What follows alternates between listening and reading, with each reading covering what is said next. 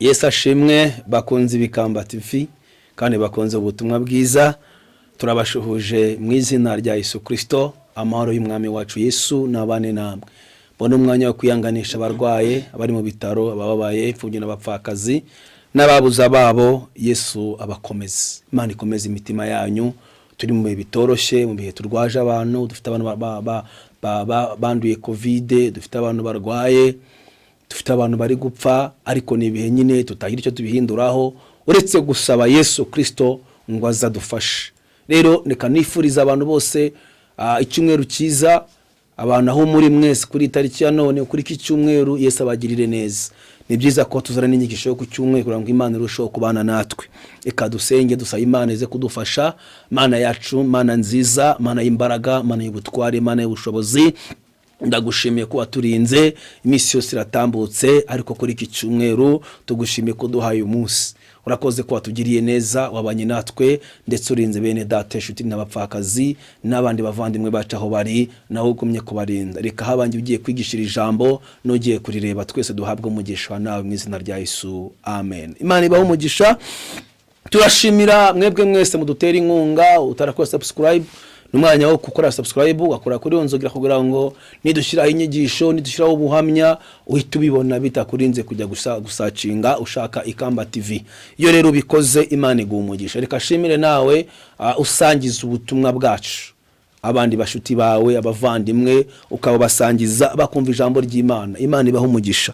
Reka tuganira amagambo y'Imana Imana yashyize ku mutima ari mu gitabo cy'Abami bice byaho 2 umurongo wa 4. Iyo tuvuza abami ba kabiri biba bivuze ngo ari nabandi bami ba mbere babayeho. Niko Bibiri ikoze.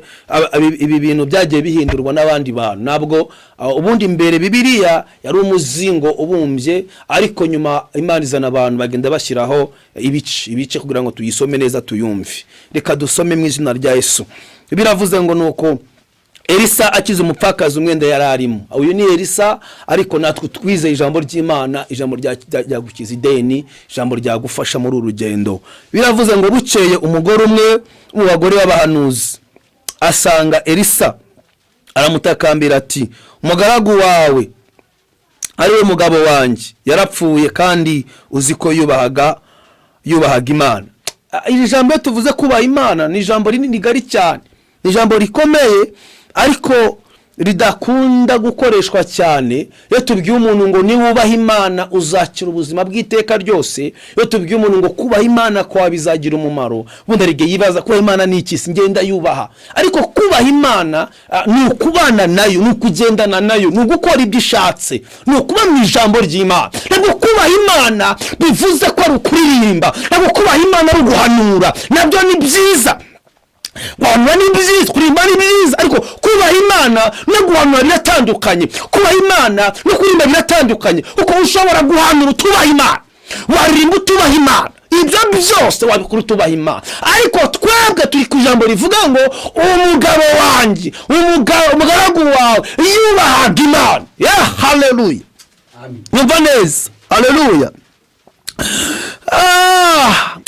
Ngo none umwishyuza araje, arashaka kujyana abana banjye bombi ngo bagire imbatazi. Umwishyuza aje gutwara abana b'umuntu bubaha Imana. Imva, iyo wubaha Imana niyo waba utakiriho, Imana itanga support ku bana bawe. Uyu mugabo biratubwiye ngo yari umuhanuzi, cyari igihe gikomeye cy'abahanuzi bicwaga n'Ahabu, ariko uyu mugabo nawe yari umuhanuzi, akomeza guma ku Mana, ndetse afata abandi bahanuzi abana nabo bararya baranywa. Cyari igihe gikomeye, ndetse afata n'ideni. Umva yewe, umuntu wafashe ideni agafatira Imana ideni. Reka mbabwire, abantu muri iyi minsi bakora kugira ngo bashimwe n'abantu, bakora kugira ngo bishop babone. Turabizi ko hari abantu batanga mu rusengero kugira ngo bazabone promotion. Hari abantu batura amafaranga mu rusengero kugira ngo aba bishop bazabazamura. Urimo urakorera isi, ntabwo urimo gukorera ijuru.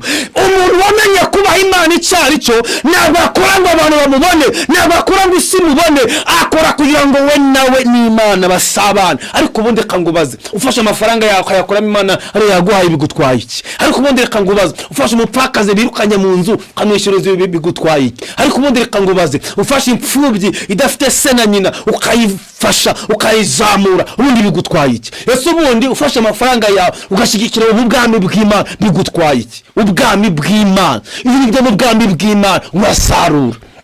Ijambo umurongo wa 2, Elisa aramubaza ati none se ngugirire nte? Mbwira niba hari icyo ufite imuhira.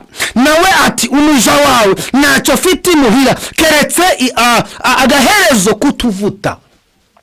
Niba ntacyo yari afite ariko hari icyo yari yasize mu rugo, reka ngubwire, ntabwo Imana ikora ihereye ku bintu byinshi. No, Imana ihereye ku tuntu dukeya. Niyo mpamvu twiyemeje gushyiraho Ikamba TV. Imana ikoreyemo mu izina rya Yesu. Reka ngubwire mwene data, rimwe na rimwe tukubwiye ngo dushyigikire twagura ubutumwa bwiza ugira ngo wenda n'ibindi. Reka da, buriya icyo umuntu abiba nicyo asarura. Gushyigikira ubwami, kudutera inkunga, tukagura icano, tukagura iyi mirongo y'itumanaho, ni ikintu ubukoze kidasanzwe mu bwami. None se ko n'ubundi utabikora ugakora ibindi bidafite umumaro, kandi ibyo nabyo nibizana inyungu. Niyo byazana inyungu wabone yisi gusa. Ariko reka shimira abantu mukomeje gushyigikira ubwami bw'Imana, bafashe imfubyi n'abapfakazi. Imana ibaha umugisha. Ni ukuri ku ijambo ry'Imana. Nugaburira umupfakazi, nushigikira imfubyi, nufata umuntu wabuze icyerekezo, Imana izaguha umugisha. Reka ngubwize ukuri, nubona umuntu kubera mu nzu yabuze ubwishyu, ntumwirukane, ukamubwira ngo nta kibazo, Imana yawe izongera ikora, uzanyishyura, uzabukoze neza. Wifata umuntu wirukanye, umuntu uri mu nzu yawe ngo umwirukane, Imana yaraguhaye. Imana idupimira ku bintu byose. Uzi ko Imana yaguha imodoka ikayigupimiraho? Uzi ko Imana yaguhinze byesha ikazigupimiraho? Uzi ko Imana yaguha amafaranga ikagupimiraho? Reka ngubwire, buri wese agira mwarimu we, kandi buri wese agira umunzani we. Aho umunzani wawe si wo wanjye. Rero hari igihe Imana yagupimira ku byaguhaye, irebe uburyo uri kubikoresha. Ariko mwene data, bikoreshe neza, bizana umugisha mu izina rya Yesu. Umva 3, aramubwira ati genda utire ibintu birimo ubusa baturanyi bawe bose, ariko ntutire biki, maze winjirane mu nzu n'abana bawe, ukinge utwo tuvuta udusuke muri ibyo bintu byose, ikintu uko cyuzuye cyose ukibike. Nuko amusigaho yinjirana n'abana be mu nzu, arakinga, bamuzanira ibyo bintu asukamo. 6, nuko ibyo bintu bimaze kuzura abwira umuhungu we ati ongera unzanire ibindi bintu. Nawe aramusubiza ati nta bisigaye. Haleluya. Uwo mwana amaze kuvuga haleluya, uwo mwanya amaze kuvuga arorera kuza, hanyuma asanga uwo muntu w'Imana, arabimubwira. Nawe ati genda ugurishe ayo mavuta, wishyure umwenda wawe, asigaye agutungane n'abana bawe. Umva inyungu yo gutunga umukozi w'Imana. Ndabizi abakobwa badakunda abasore b'abakozi b'Imana, afite ikisi. Uyu mugore yabanye n'umuhanuzi, uyu mugabo we ntiyapfuye, ariko nubwo yapfuye igisubizo cyabonetse. Umugabo yarapfuye, cyaturutse kuki? Ku nyungu y'ibyo umugabo yakoze. Reka mbabwire bene data, uracyari umusiribateri, uracyari mutoya, wikwishira mu biyobyabwenge, shaka uburyo wakorera Imana.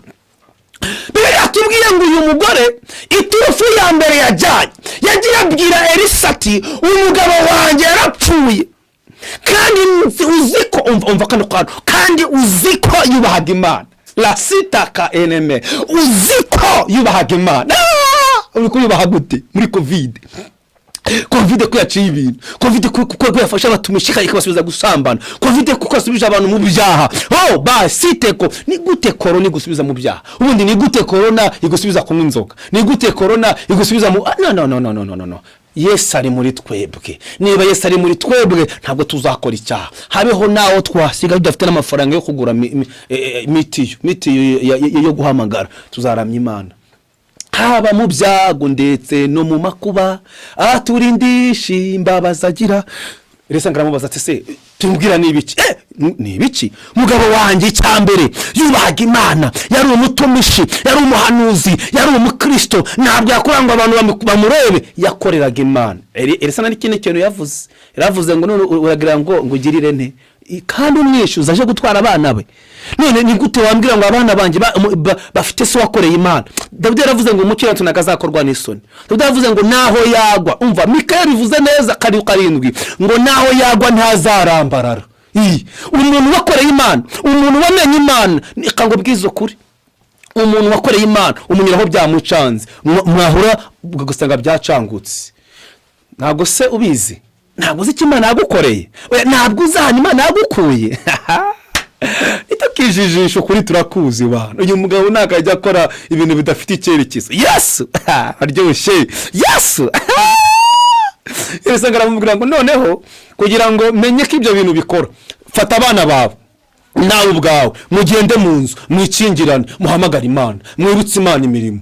Ariko ntiwibutse Imana imirimo gutya gusa, mubanza mutire ibintu mubishyire mu nzu. Naho udufata utwo tuvuta ushyire ku ijerekani, ushyire ku ngunguru, ariko Elisa we, ariko imirimo we, uzi ko uyu mugore yagiye, ariko uyu mugore nawe ndamukunda cyane, ntabwo yabashije. None se nibidakunda, none se ijerekani bizura buta amavuta kandi ifite agaze kudufuta duke, wegenda ukora ibyo ngubwiye. Imirimo y'umugabo iraza kwivuganira, iraza kwikorera. Umugore ngo aragenda nawe abwira abana ngo muze mu nzu sha dutakambira Imana. Fata abana, ugahita fata abana bawe, babwire ngo mureke dushaka Imana.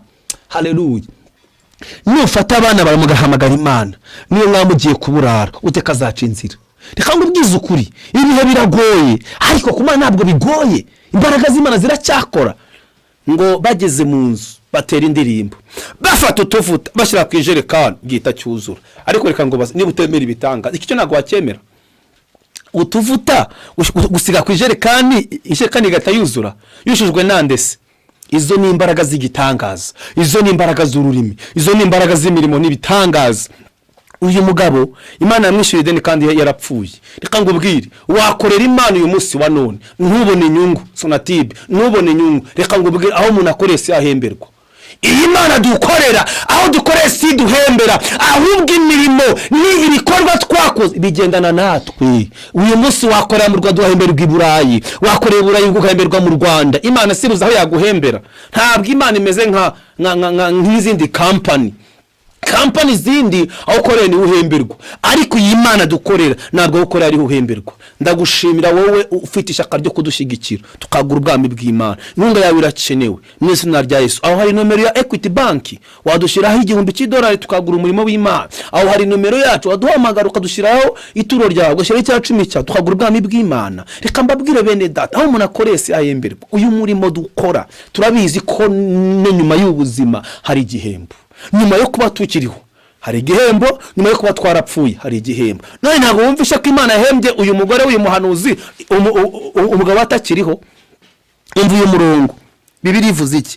Ngo nuko uko ibintu byose byuzuye ugire gute ubibike, ngo igihe kigeze bimaze kuzura. Imana yaremeye umugore uruganda, umugore adafite ikintu atangiriyeho, ariko imirimo y'umugabo niyo yamutangiriye byose. Reka ngubwire, nongere nibutsa abakunzi b'Ikamba TV, ntugakora ikintu ngo abantu bagukunde, ntugakora ikintu ngo abantu bagushime, ntukitange mu rusengero kugira ngo ubone promotion mu rusengero. Ubu hari abantu basigaye bakora umurimo w'Imana mu rusengero kugira ngo pastor azabazamura. Oya, korera Imana izakuzamura, korera Imana izaguha umugisha, korera Imana izagusuka amavuta n'ubuntu bwayo. Imana iguha umugisha.